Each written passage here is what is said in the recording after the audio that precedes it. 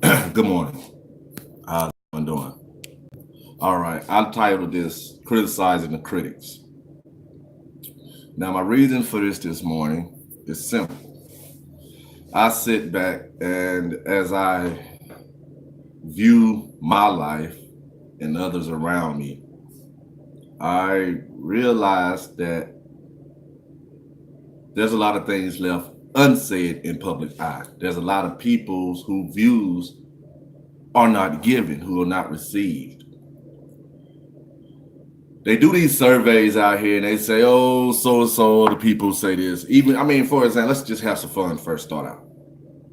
Family Feud, you know, interviewed 100 or surveyed 100 men or women, and I asked them these questions.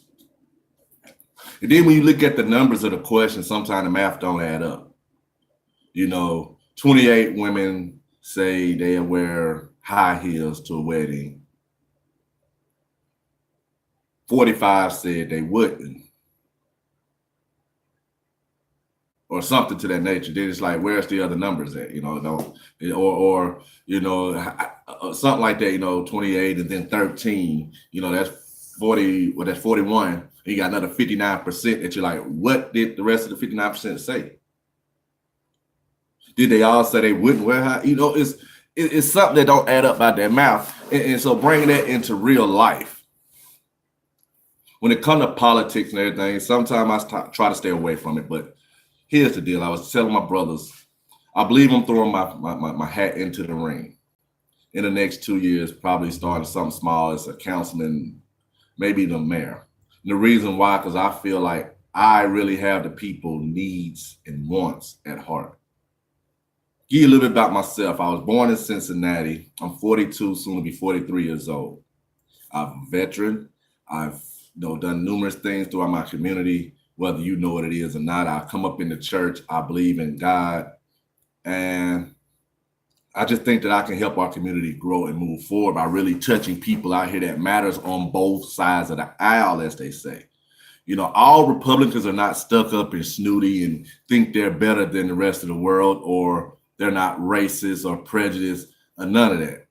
Neither are all Democrats. We talk about bipartisanship and all of that.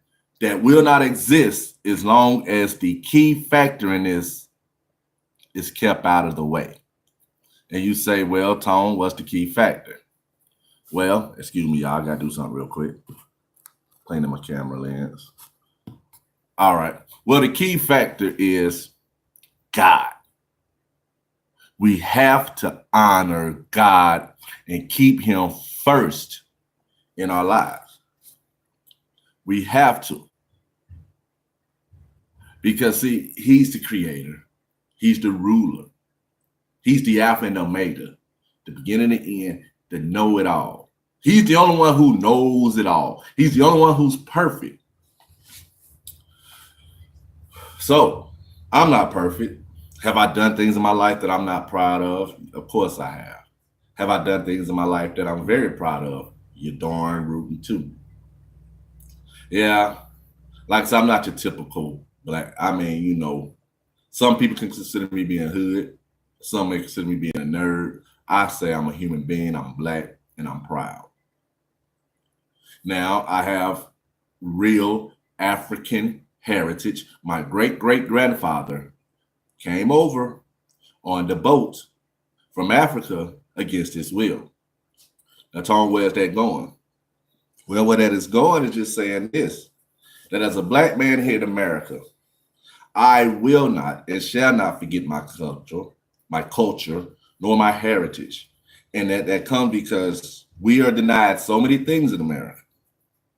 There's so many things that is not talked about because everybody want to be scared to talk about the elephants in the room.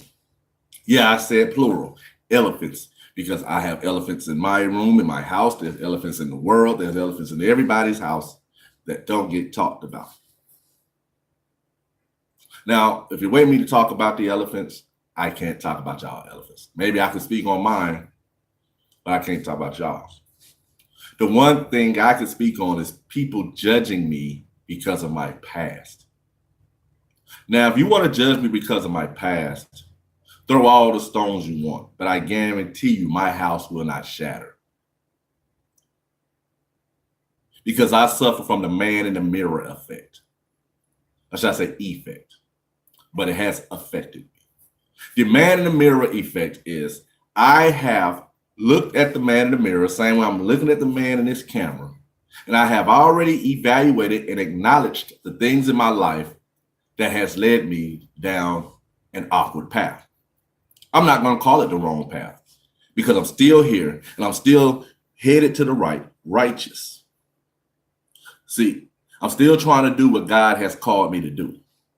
To answer a calling on your life don't mean that you have to touch a pulpit nor a church to answer the calling. I'm not saying don't go to church. That is not what I'm saying. What I'm saying is this very moment, God is dealing with me. He has a calling on my life, and it is up to me to determine how I proceed with that calling. Now, how am I proceeding? Of course, I'm proceeding very slowly and cautiously because I know there's going to come very, very, very, very, very many critics. There are going to be people, oh, who that guy? You know, yeah, I could have said the word, but I chose not to because I know the American people are just waiting on a guy like me to blunder. I'm not going to blunder. But what I am going to do is get my lips right. Yeah, now I feel better. They probably look a little ashy on here because of the lighting. Trust me, you just see me put some lap. Nah, I'm just playing. I know y'all silly. Y'all like, man. But look, this is my first. So this is me trying to start something positive.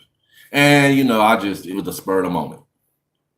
But the point is, like I said, I'm criticizing the critics. So just had to get a little bit of that out there, get a little bit of who you talking to. Like I said, I'm a high school graduate, naval veteran, gave my country 8 years of my life. And I thank God for that opportunity, but I don't appreciate the way the VA handles their veterans. I don't like how we only get certain rights and privileges as veterans. When I mean rights to certain treatment, right?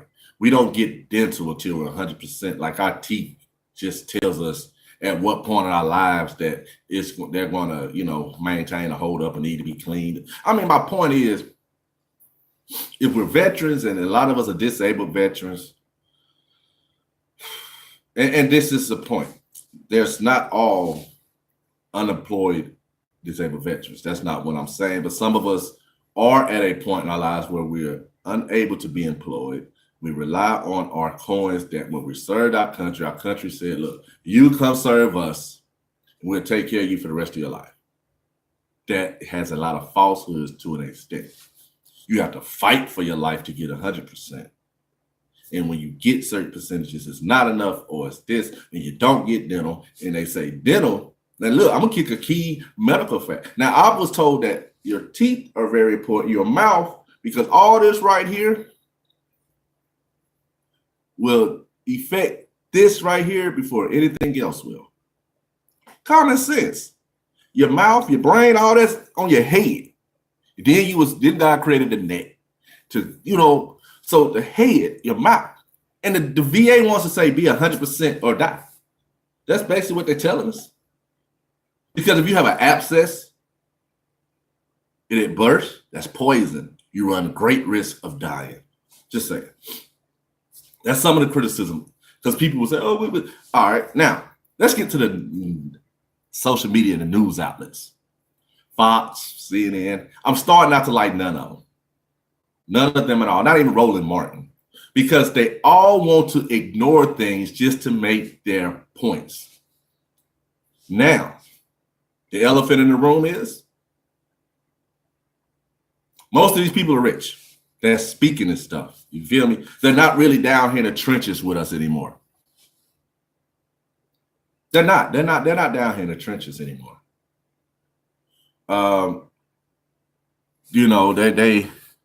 They do these shows and everything, And it's like,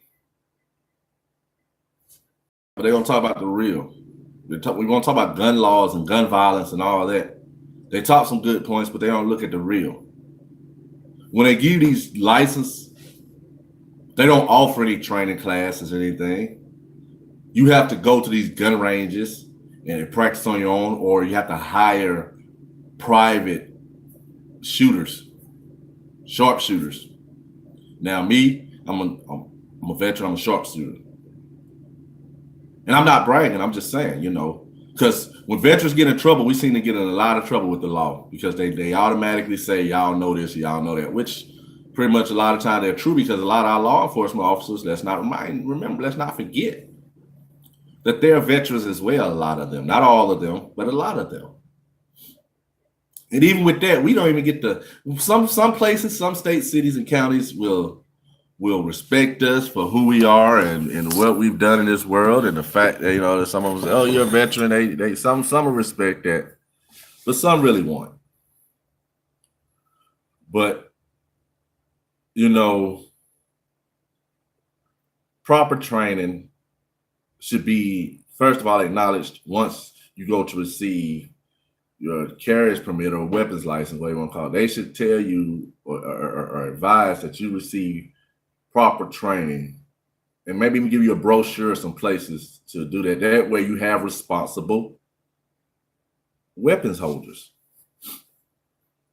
Now, we're not going to touch on that a whole lot because there's too much. My heart can't take the drama and the tragedy that's come behind the weapons. But it's not the weapons' fault. It's not everybody in America's fault. It's not even some of the people with the weapons' fault, because some of them been trained around the weapons. Some of them been given the weapons. Some of them are just not stable enough to know the difference. We can get into this all day long. But even with that, I'm going to go back to one key factor I said earlier. God. God is not in this world like he should be. He's here, but we're not with him. Atheists and all that, guess what? I'm going to shoot that down because I'm a firm believer in God. If the right person gets to that atheist and show and make him a believer, he or she will become a believer. Fox, I always want to downplay everything CNN say, even though a lot of it would be the truth, vice versa. CNN, I always want to come. Let me tell you something. We all are good or bad. Nobody's perfect.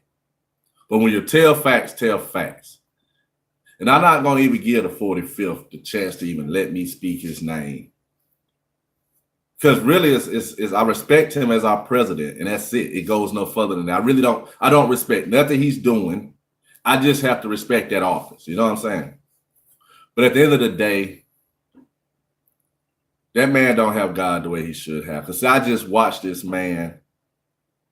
I just watched this man at the funeral of former, now gone to glory, President George Herbert W. Bush. This man, Donald Trump, stood at this man's funeral while everyone else was reading from something looked like to be the program. He stood there and said nothing. It looked like he was mad, like, I hope all these people at my funeral. Why is you worried about dying? I know you're old, but dang, come on, man. I'm just saying that might not be, but he was worried. He was definitely not at the funeral in that state of mind at that time. All right. So you got both your news going back and forth. Because see, what I hate is, for one, when they're pointing out things, a lot of time they miss stuff. And then when they get to going back and forth, they miss a lot. See, the news, if you're going to cover something, if you're going to take up our time, make sure you script this stuff and take it up well. You may say, "Oh, Tony, but look, okay, y'all want to get to something? Y'all want to get something juicy that's really bothering me?" Christmas. Christmas is really, really, really, really bothering me. The way in which it is celebrated. I was raised not to be a traditionalist. And if I'm not mistaken, someone help me out on here that's going to check this out. When you go in the comments, help me, lead me, guide me. I'm open to guidance. That's where my wisdom comes from. That's why I am so smart and I am so intelligent and intellectual when I want to be, because I choose to receive proper knowledge from proper individuals where I can go back and fact check you. Now, Christianity, Believing in God, all of that, I do.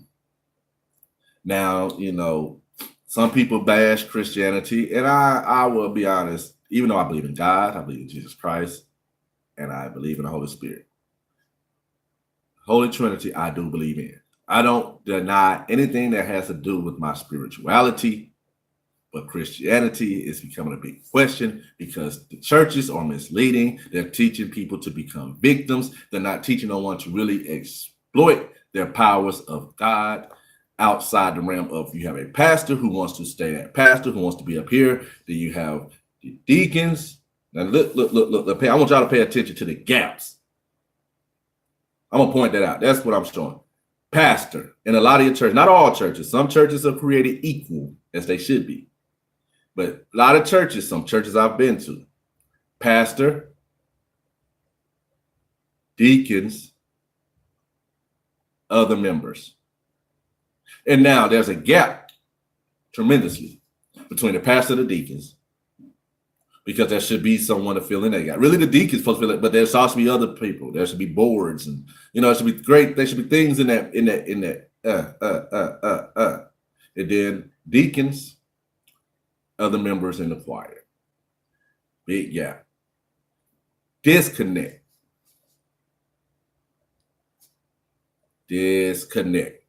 All the way around, full circle. And that being because I don't believe every preacher is 100% full-fledged called to the pulpit. Or if they are, they don't open themselves up 100% to God, themselves, or others. Because, see, it's too many people not going to church these days, feeling some type of way about the church. But the church don't want to question themselves. These preachers don't want to check themselves. I check your preachers, because you're lying to us.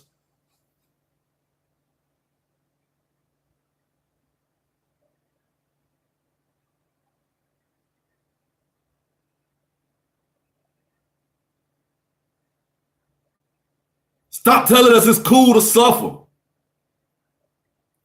Stop telling us everything's going to be all right when mama and daddy die. We know prayer. Prayer will help. But prayer will not come in at that very moment, because guess what? God has given us each other. See, when you say that, it's going to be all right, baby. Oh, just give it to God.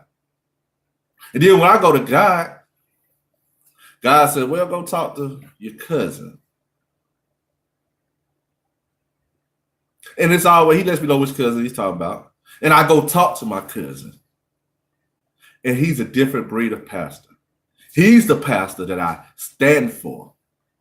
He's the pastor that's told me, cuz I know you was raised Baptist, brought up Baptist, but because right now you where you are, that's God taking you through the channels to get you where you need to be. Thanks, cuz. That's right. And because of that, I'm going to give my cousin his due. It is none other than the great Pastor Reverend Earl Dudley of the Friendship Missionary Baptist Church, Gadsden, Alabama, 35901. I believe it's 230, North 6th Street. I want to say 234 North 6th Street, but I don't quite remember the address because it's been a while. But if you don't know, that's my second church home away from home. When I'm not in Georgia and I go to church in Alabama, I'm going to Friendship Missionary Baptist Church. That is my church home. That is where I was raised at. And I want to give a shout out, and may he continually rest in peace, my pastor forever, none other than the late, great Reverend Alfonso A. Scales. Now, you can thank Reverend Scales for me being the outspoken person I am, because he always told me, Tony, you have something great in you that needs to be spoken. Your lips, I was told, is my greatest ability. A lot of y'all disagree with that because maybe y'all say he talked too much, man, yada, yada, yada. But guess what? If you will listen, A lot of times I'm helping you out, man. You spend too much time disputing me. I check my facts for the most part. And if I'm wrong, I have no problem saying I'm wrong. But when churches are turning people around, when a man or a woman comes to a pastor or a church, it says, I have a word from God for the church and not an individual, just for a church or someone in the church. Once again, you did not specify an individual. You get up, you give that word, and then now, oh no, that word was meant for you. Listen, the word was meant for me, you're right, when it came from God into my ears. And he told me, it gave me directions, Pastor, to go out and spread his word. Now, I'm sorry that there was a disconnect between you and my God, your God, our God. I'm sorry you didn't get the memo, but the last I checked, you don't get all the memos for every member and every person and every pastor in your city that gets a word from God. I don't know what he's telling you. I'm calling it out because I'm tired. I've had to deal with this. And you know what? I'm not going to call a person out because I think they're going to see it or somebody's going to see it and going to go back and run and tell them. Yes, I'm saying it.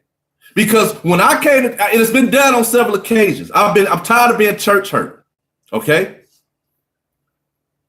I'm tired of it. I'm not perfect. Nobody in your congregations, you're not perfect. I've been dealing with God for a long time too. Since I was 9 years old. God's been calling and tugging on my heart. Would I be real and say I've run a lot? Yes, I've run. Do I think I'm running now? I admit, I know I'm running because I am afraid of what God has for me. And I'm trying to get there though. That's the thing. That's why I'm here. See, I'm here because I'm reaching out, I'm educating, and I'm learning at the same time.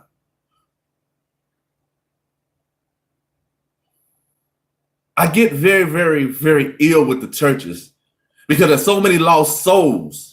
So many lost souls. But yeah, you're turning people in and out because you're judging them. You're doing things that the Bible say don't do, and you're doing it. You're being gossipers, whoremonger. You've been all of that in the church.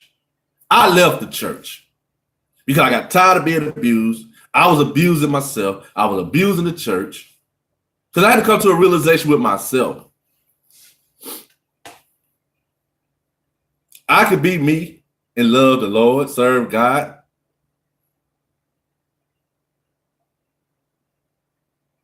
Slaves had no churches.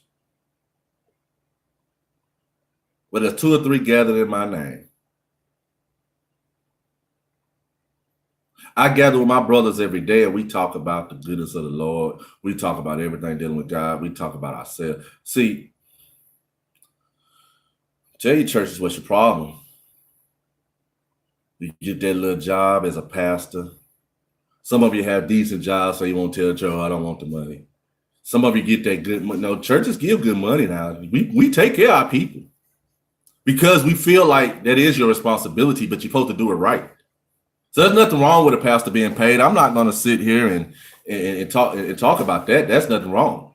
Now, I don't even have a problem with a lot of your cathedrals or your big churches that people have problems with. I really don't, because they have a lot of members that pay their tithes. Now, this tithing thing, I am in the process of, because I have a lot of people that I call trustworthy, that are really some, educated people in spirituality, Christianity, the world.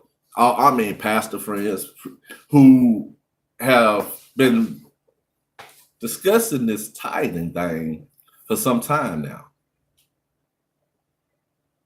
Because see, people feel like the church exploits people. Just so that pastor can get his or her money and things like that. If I work $7.25 an hour, 40 hours a week, and I have 3, 2, 5, 1, 6 kids, maybe none, but I have bills, responsibilities in my own life, and the church is asking for 10% of that, See, when I researched last time I checked though, and asked some good older pastors. I'm talking about older than some of the ones I'm seeing around here. I'm not talking about, and I'm only speaking names as far as age wise. I'm talking pastors older than Pastor Claude Jones. I'm talking pastors older than Dr. John. I'm talking pastor older than Pastor Smith. I've talked to some 80, 90-year-old pastors. You feel me? So, man, all I can say is churches, get your things together. Get yourself in order. Because you wonder why a lot of you are not growing or your growth has been stunted. It's because you shut people like me out. My family tell you, I'm blessed. See,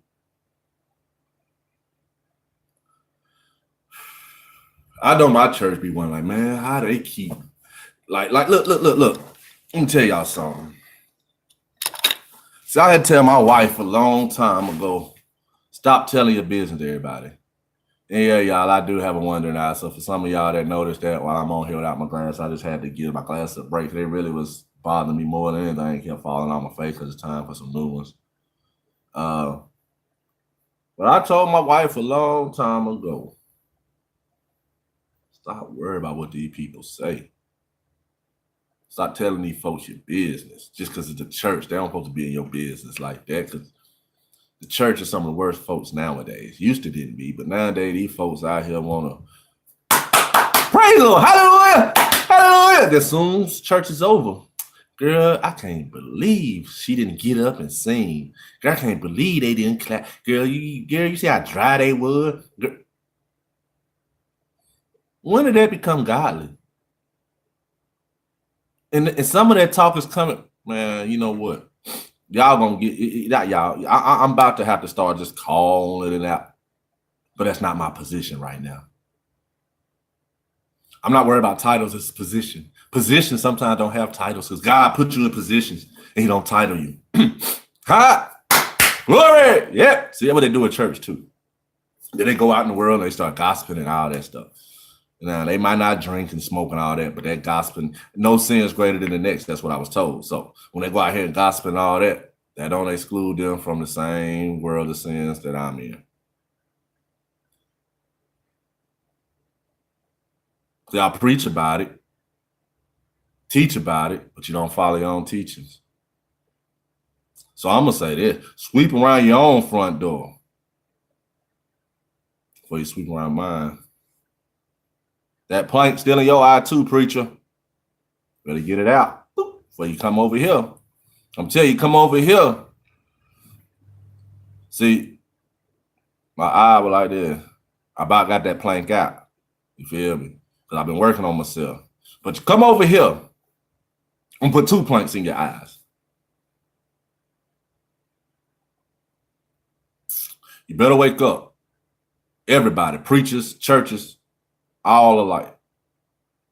Because when you criticize someone, you better be ready to stand in the flame yourself. So, being that I've already went through the fire, I get taken through the fire, I criticize who I want to. And I tell them, bring it. See, I used to be a little softy. I'm thicker than nails now because God done built me tough. I've lost my mother.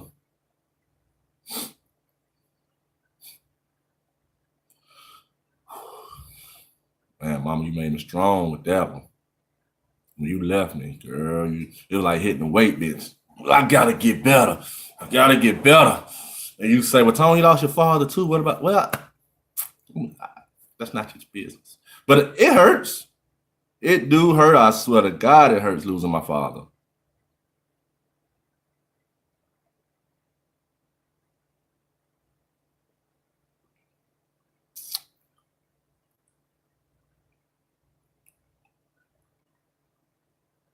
But what don't kill you make you stronger. It killed me when I lost my cousin, my brother, my best friend, Jamaica. Yo, fam, man, I miss you, dude. And you know what? I miss him. And I miss him so much, y'all. Keep him right here with me every day. Jermichael Dwayne Pearson. My first cousin, my best friend.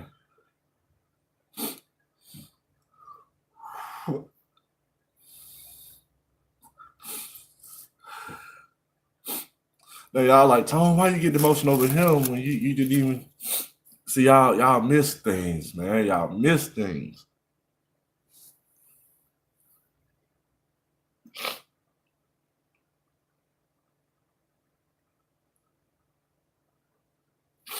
See, my mom was my strength, and my cousin was my weakness. And what I mean by being my weakness, man, I'll do anything for this man. Because we was like this. That was like my brother for real. The only thing I had close to me as a brother. Man, when I first met Jermichael, like I was born in Cincinnati. And so my dad been an Alabama native, he went to the VA, went to the military and all that stuff. And he decided to be reborn in Alabama. He was born in Alabama, but he decided to move back. Well, see, when he moved to Cincinnati, when he first moved out the military, he had me or whatnot. Then 7 years later, he's like, I'm tired of this old city life. I'm gonna move back with my son, and we'll move back to old Alabama, yada, yada, yada, yada, yada. And when we did that, he gave me a mom and a family. And part of that family was the first cousin I didn't even know about, Jermichael. And Jermichael, if anybody know him, has always been a tall, lanky young man.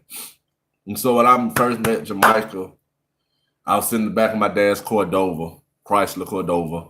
I'm saying it right. And I'm sitting back as a 7-year-old kid, like September, so it's still kind of hot. And this kid comes running out, happy to see his uncle, his favorite uncle, my dad, Reed-Dixon. And hold on, we pretty much like instantly hit it off. Like instantly, I was wondering. I'm sitting in the back of the car, man, who's that goofy kid? Because I'm from Cincinnati, mind you. The mind state is different up there. So I'm like, who's this goofy kid? Even though he's older, your dad like that's your cousin. I didn't say who's your goofy kid, but that's what I'm thinking. But in the process, he was in the process of introducing, let me know who it was. Come, running toward the car, happy to say, like that's your cousin, that's your Uncle Billy's son. Oh, okay, that's what's up. When I tell you, because my two sisters were standing together, no problems. Me and my dad came into the mix, and no problems. And so me and J Mike was raised as brothers, man. I knew that was my aunt and my first cousin. I never conflicted it like a lot of. That's another story. I'm gonna leave that alone. But I knew he was my first cousin, but that was like my brother. Then my nephew. Can't leave my nephew out the picture. Gerald Bryant King Jr. What up, nephew? Love you, man. So us three amigos, guys, see, you know what I'm saying? Pretty much raised around the house together, was in the mixing pot, mixing together. Whatever we did, we tried to do it together, except for we couldn't. Like he went to school, I couldn't go to school. With him, I do my own thing, stay back, go to school. I went to the Navy, he went out the college. So we came back together and boom. Long story short, that's my dog, that's my round, that's my brother. May he rest in peace, may he rest in heaven, may he rest in paradise, may he rest in love and all the above. See, the thing about me is the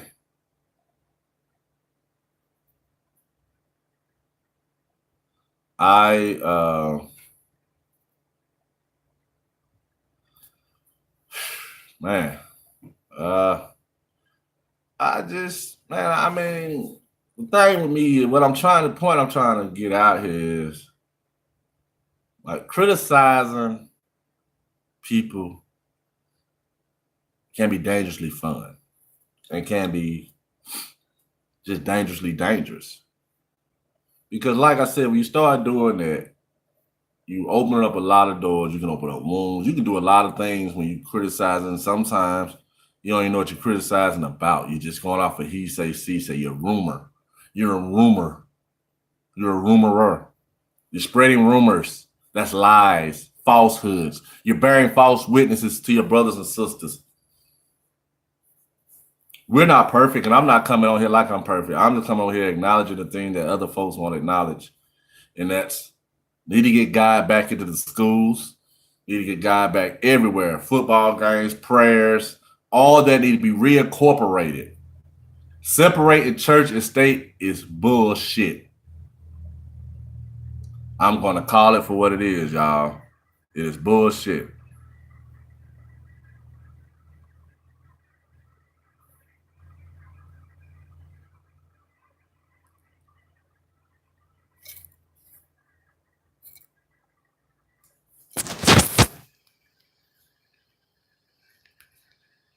But right now, y'all, my bad. I'm responding back to one of my brothers who hit me up.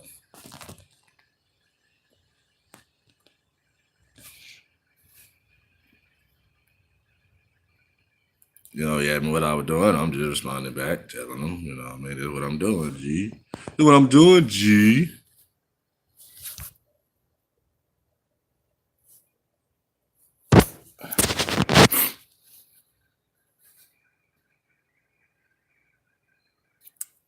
But yeah, y'all. So long story short, man, I'm gonna wrap this thing up. I'm 36 minutes, and I don't even know. I'll be real with you. I don't even know if I may have the point because I got a little excited earlier. But long story short, let's get God back. Let's stop criticizing everybody unless we're ready to be criticized. Because, like I said, social media, news outlets, y'all only telling half of the truth on each other. All y'all about that. I ain't gonna say fake news because CNN, I will say this. For the most part, I can find your information. It just sometimes may be a little watered down or a little hyped up, give or take, and that's cool. But let's remember, we all are children of God. So I just want to remind you of that too. So when you're bashing a child of God, you better know that man or woman's status with God because he's not perfect. He or she is not perfect. So though they be making some mistakes, we may not be the ones that need to pass judgment on them. It may be a thing where, like a pastor, for example, pastor make mistakes. I say the church really shouldn't be doing all that they do. I think that should be left up to the Lord. The Lord will deal with them. That's what I always say. Pastor mess up, I'll let God handle them. I say that to a lot. I say that about my kids sometimes because it gets to the point where sometimes, kids make you want to put your hands on them. And I know I got some a while ago and I kind of got off of that. I apologize, but if y'all can remember, whoever decides to watch this or view this later once I share it, if y'all can remember to see where I started somewhere and left off, in the future, as you begin to come on board and join this thing with me, I'll get some interaction, to get better and better. And we'll cover more truths. That's all I'm all about. Truths as I decide. Like I said again, y'all, as I end this thing, I have decided to throw my hat in the political ring in about 2 years. I'll be old enough. I've been old enough now for some time. I don't know. I mean, I guess because so many people over the years have said something about like, I get compliments, I get haters, and no, let me explain this because I feel like he may watch it.